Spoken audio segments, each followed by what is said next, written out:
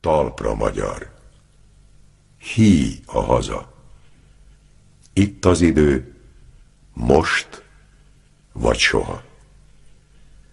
Rabok legyünk, vagy szabadok? Ez a kérdés. Válasszatok. A magyarok istenére esküszünk. Esküszünk, hogy rabok tovább nem leszünk. Rabok voltunk mostanáig. Kárhozottak ősapáink, kik szabadon éltek, haltak, szolgaföldben nem nyughatnak. A magyarok istenére esküszünk. Esküszünk, hogy rabok tovább nem leszünk.